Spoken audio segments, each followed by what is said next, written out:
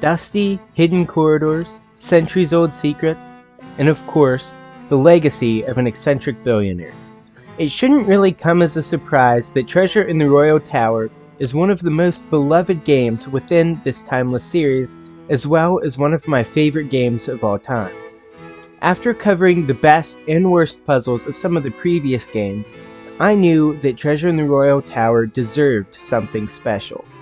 So today, we will be discussing and ranking every single puzzle and challenge found within the halls of Wickford Castle.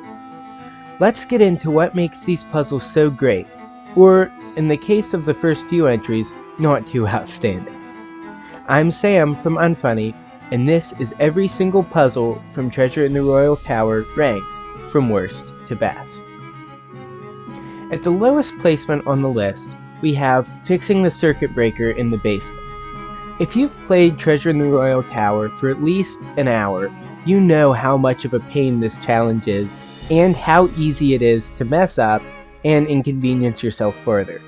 There are no markings on the circuit breaker to indicate which switch needs to be pulled to turn the stairwell lights back on, and it really devolves into a painful guess and check until you manage to get lucky. This whole challenge is annoying through and through. Even ignoring the fact that you can accidentally turn off your alarm clock and prevent you from being able to sleep, or the fact that you will probably be yelled at by Jacques a fair few times before he even has any right to be mad at you. Not having completed this puzzle, if it can be called that, prevents you from using the back stairwell, which is reason enough to make this puzzle the worst part of an excellent game. One of the biggest complaints that people have about this game, and I suppose the Nancy Drew series as a whole, is the amount of busy work that is used to pad out the game's runtime.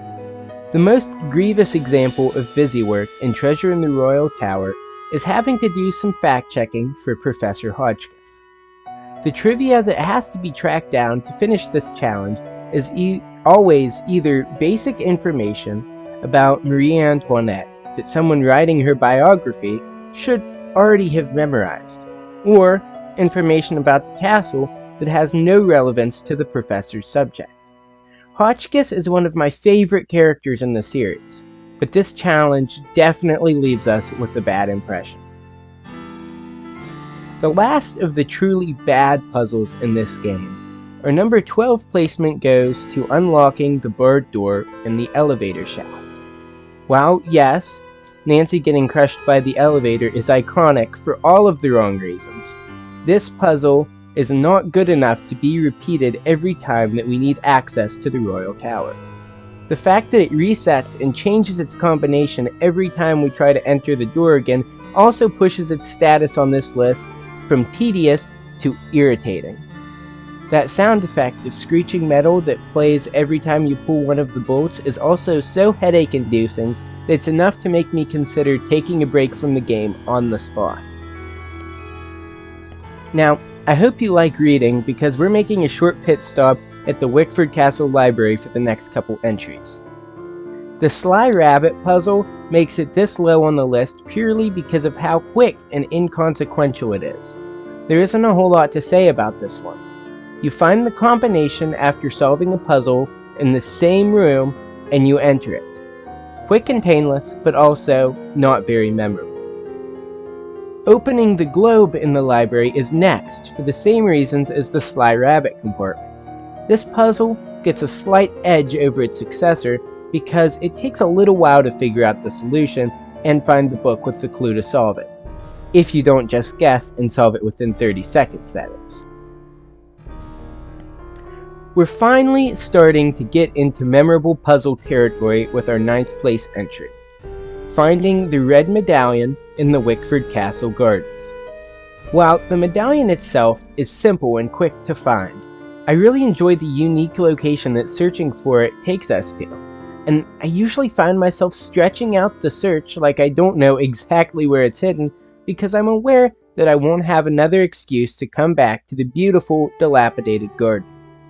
The challenge itself isn't too terribly memorable, however, despite rewarding Nancy with one of the 3 sought-after medallions. Even new players will find the obvious hiding spot within minutes. Capturing the culprit is the next challenge, and all I can really say about it is that it's painless. The culprit for this game is probably the least memorable character of the bunch, and her culprit confrontation follows suit. After sitting through an evil monologue, all you have to do is hit a nearby button and you've saved the day. This ending does feel somewhat disappointing after how great the ending of the previous game is, but it is serviceable and still makes sense with the environment it takes place in. Breaking the halfway point of our ranking, we now have the chains in the tunnel to the Royal Tower. This puzzle suffers from the same tediousness as the barred door that we covered earlier, but the fact that it doesn't randomize itself regularly makes it harmless enough to bump it up quite a few spots. Other than that though, it's a standard Nancy Drew puzzle, not too memorable. Decoding the symbols on the floor of the tower to unlock the diamond was always the most difficult challenge for me to figure out when I was younger. And now that I'm older and understand it much better, I have a new appreciation for it. This challenge succeeds where the culprit confrontation failed. It uses everything that we've learned about the Queen and Wickford Castle up to this point, and uses it to create a meaningful ending that is worth of discovering a beautiful buried treasure. Leading into the top 5 now, we have turning on the ski lift to get out of the cold. Turning the ski lift on by itself wouldn't be extremely remarkable. The same type of puzzle was used in 2 of the last 3 games. The reason it finds itself in a much more respectable place has to do with how it's implemented into the game. When Nancy finds herself locked out in the cold, it's up to us to figure out how exactly to let someone know that we are trapped. It's never explicitly stated that we need to get the ski lift working.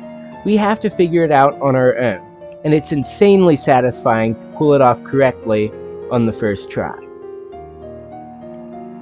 Likely the only controversial pick in this ranking, up next we have the gold leaf puzzle in the tower.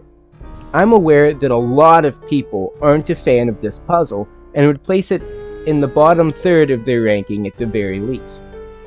I'm a big fan of jigsaw puzzles in Nancy Drew games, however, and this is one of the few puzzles that I still have to stop and think about when I'm replaying the game. If it had more pieces, it might be lower on my rank, but it just scratches an unreachable itch for me whenever I break into the tower on a new playthrough. As I've said before on the channel, I'm a huge fan of how some of the earlier Nancy Drew games integrated their puzzles organically instead of shoving them in your face.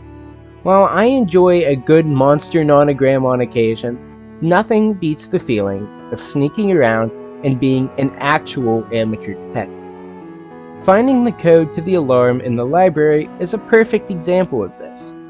You're given the solution in the Sassy Detective magazine in Nancy's room within the first 15 minutes of the game, and taking your time in reading it actually pays off later, incentivizing interacting with the environment, and not just the stuff that looks important.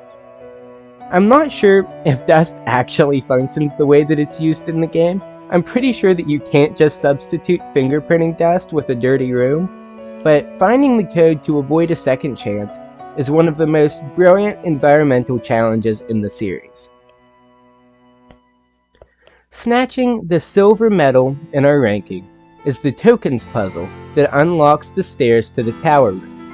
I actually solved this puzzle extremely quickly while capturing footage for this video.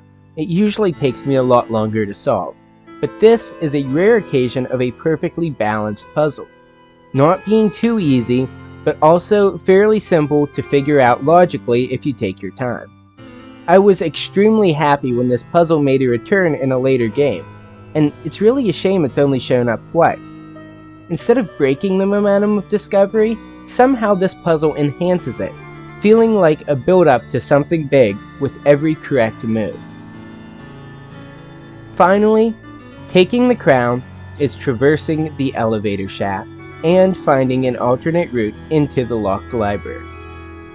I alluded to how highly I regard traversal-based puzzles when I was discussing the alarm for the library, but I believe that finding the way into the library for the first time has to be the single greatest organically occurring puzzle in the entire Nancy Drew series.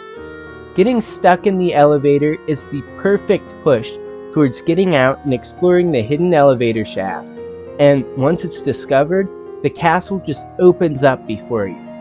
The two most important locations within the game are accessed through figuring out how to position the elevator correctly, and figuring out the solution is so insanely satisfying that it's nearly unmatchable. Utilizing Nancy's accidental discoveries and sneaking into the Wickford Castle Library, as well as the Royal Tower itself on later occasions, is unlike any other challenge in the series, and has to earn the title of Best Puzzle and Treasure in the Royal Tower. And now, with the treasure found and the culprit behind bars, literally, it's time for us to wrap up. Thank you so much for watching and getting this far with me. If this sort of longer video does well, I may consider using this format for my later videos instead of splitting each game up into shorter categories. I've got a similar ranking for Stay Tuned for Danger in the works, as well as something different that I've never done before on the drawing board. So be sure to subscribe if you're new, and hit the bell so you don't miss out on those. As always, I'd love to hear your opinions on the video down in the comments. That's all from me today. Have a good rest of your day. Bye.